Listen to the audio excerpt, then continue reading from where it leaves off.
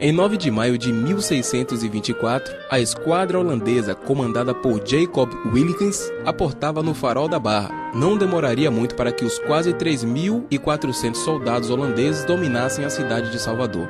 O exército holandês invadiu a Bahia com o intuito de dominar a colônia e usufruir de suas riquezas, sobretudo o açúcar. Além dos saques e outras barbáries cometidas, os holandeses fizeram prisioneiro o então governador-geral da colônia, Dom Diogo Mendonça Furtado. Ameaçados, os demais integrantes do governo e do clero fugiram para a então aldeia do Divino Espírito Santo de Abrantes, localizada ao norte da capital baiana. Chegando à aldeia do Divino Espírito Santo de Abrantes, os refugiados portugueses utilizaram a estrutura da Casa da Câmara e do convento jesuíta, ambos anexos à Igreja do Divino Espírito Santo. A partir de então, começaram a traçar as estratégias militares a fim de derrotar os invasores holandeses. Segundo a historiadora Sandra Parente, essa foi a deixa para que a aldeia ganhasse notoriedade nacional. Em 1624, e aqui foi instalado o governo provisório para expulsar os holandeses. E a partir da invasão holandesa, o comércio começou a crescer e passou ao centro dos negócios do litoral norte, inclusive em parceria com a Casa da Torre e a Feira Velha, que era a grande feira de gado, que hoje é Dias Dávila, que se chamava na época Feira Velha ou Feira de Capuano. A aldeia, que até então era caracterizada por ser um dos locais mais pacatos da colônia, agora se tornara inquieta e movimentada devido à iminente ameaça de guerra. É então que surge um personagem importante nessa história, que comandaria as forças de resistência portuguesa à invasão holandesa, e faria tudo dali mesmo, da aldeia do Divino Espírito Santo de Abrantes, conforme destaca o historiador José Fernando. Na época, em 1624, os holandeses, de surpresa, eles dominavam a capital, Salvador. E aí estavam saqueando, fazendo misérias em nossa capital. O governador foi preso e o Dom Marcos Teixeira, juntamente com uma parcela da população da nossa capital, vieram para aqui, para Santa Maria de Pitanga, juntando com o povo daqui, os mestiços daqui, com os índios dessa região e os mestiços, e a sede sendo em Vila de Abrantes. Eles aí fizeram, ele foi nomeado comandante, né? O capitão é chamado como Soldado de Deus, teve titulado como Soldado de Deus, na qual ele ficou sendo o chefe civil e militar da nossa Bahia. O Soldado de Deus, como ficou conhecido o bispo Dom Marcos, encorajou e lutou ao lado das tropas de resistência, mas infelizmente não chegou a ver a vitória que seu exército conquistou, como nos conta José Fernando. Dia 13 de junho de 1624, nas portas da igreja do Divino Espírito Santo de Vila de Abrantes, juntamente com o povo daqui de Santa Maria de Pitanga, com os mestiços de Vila de Abrantes e os índios tupinambás, eles foram para hoje onde é chamado o Rio Vermelho, nosso bairro, e ficou através de guerrilhas expulsando os holandeses. E fomos vitoriosos naquela época, porque através das guerrilhas os holandeses foram enfraquecidos. Mas só que quando chegou nesse mesmo ano, em outubro, no dia 9 de outubro, que se eu não me engano, o nosso bispo, ele morreu porque ele tinha uma vida ativa, né? Trabalhando muito, foi enfraquecendo, ficou adoentado e não resistiu, vindo a falecer, e não viu a vitória dos brasileiros contra esses holandeses.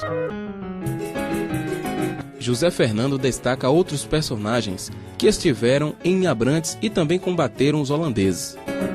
Os abrantinos, os daqui de Santa Maria de Pitangas também, filhos dessa terra, que se destacavam, e grandes heróis anônimos que a gente sabe como os próprios índios e todos aqueles que queriam bem da libertação da nossa pátria. As constantes investidas surpresas dos guerrilheiros contra os invasores os impedia de avançar rumo à conquista do interior. No ano de 1625, as forças de resistência contaram com o reforço de 52 esquadras com cerca de 12 mil soldados vindos da metrópole. Sendo assim, os holandeses não tiveram outra opção senão a rendição, sendo expulsos da Bahia logo em seguida. Em 1822, passados exatos 197 anos, agora a Vila de Abrantes novamente ganha destaque no cenário nacional, como nos conta a historiadora Sandra Parente. O fato importante da Vila de Abrantes é que ela contribuiu decisivamente, fortemente e grandemente para a independência do Brasil e da Bahia, juntamente com os Garcia Dávila da Casa da Turma. O historiador José Fernando também fala sobre a participação de Vila de Abrantes na luta pela independência do Brasil e apresenta um personagem que mereceu destaque. Mais uma vez, as pessoas que residiam aqui nessa região, na sede de Vila de Abrantes, se juntaram com encabeçado pelo Marquês de Abrantes, que foi o secretário do movimento, secretariou a junta, porque cada cidade, como Santa Bárbara, teve um representante, juntando com Cachoeira, São Félix, e Abrantes teve o seu representante, na qual esse representante foi que secretariou a junta que expulsou definitivamente os portugueses, o grupo que também saqueavam, vieram para saquear, que houve aquele estopim com a Joana Angélica, que aquilo foi o que aconteceu, porque eles vieram saquear e aí invadiram o convento e mataram, né, Joana Angélica. Aquilo aqui, pronto, aí o povo baiano se revoltaram, vieram mais uma vez para nossa região, você vê que a região histórica é resistente, vieram aqui para Santa Bárbara de Pitanga e foram para a sede Vila de Abrantes, se juntaram mais uma vez, e foi a comissão que foi destruir e expulsar os portugueses inimigos da nossa independência. Aí por isso que foi vitoriosamente o 2 de julho de 1823. Ainda segundo José Fernando, o Marquês de Abrantes se tornou notório por ter uma personalidade diferente dos outros burgueses da época. Marquês de Abrantes chamava-se Miguel Comum do Pinho Almeida. Esse Miguel Comum era um grande Marquês de Abrantes, era um homem que era amigo do governo imperial, primeiro império, o primeiro imperador e o segundo imperador. Ele primeiro teve o título de Duque de Abrantes, depois ele conseguiu o título de Marquês de Abrantes. Foi um escritor, um político sensacional, que serve de espelho para toda a juventude hoje atual, aqueles que querem se potencializar para governar a nossa cidade, o nosso Brasil, tem que se assemelhar no Marquês de Abrantes, porque foi um homem que vivia na riqueza, mas ele olhava para a pobreza. Aquele homem que achava que todo mundo era importante. E ele dava importância a todos. E respeitava, ajudava e amava a todos. Era um homem super inteligente, era um escritor político e um grande defensor da nossa Bahia. O Brasil se tornou independente de Portugal em 7 de setembro de 1822. O grito de independência ou morte proferido pelo imperador Dom Pedro I ecoou às margens do rio Ipiranga sem que ao menos uma gota de sangue fosse derramada. Porém, na Bahia a realidade era outra. Além da batalha contra os portugueses se estender até o ano de 1823, muitas pessoas deram suas vidas para que a batalha também alcançasse a independência. Dentre elas, sem dúvidas, estavam os abrantinos. Um local que serviu como sede militar em 2 grandes momentos históricos do país não poderia jamais ser esquecido. Mas é justamente por causa do descaso vivido por Vila de Abrantes que o historiador José Fernando desabafa. Ela foi injustiçada em todos os seus pontos, em toda a sua vida foi injustiçada. Por ser uma cidade com raízes portuguesas, eu não sei se estão discriminando ela, porque até os governos atuais e todos os governos que passam em Camaçari não querem fazer nada para poder ela não ser reativada. A importância histórica de Vila de Abrantes e tudo o que ela representa para a memória do Brasil não podem ser esquecidas. Resta-nos saber quando é que Vila de Abrantes, com mais de 4 séculos de existência, receberá a merecida atenção dos órgãos públicos, já que contribuiu grandiosamente para o estabelecimento da República Federativa do Brasil. Ezequiel Nazaré, para o especial de rádio Memórias de Abrantes.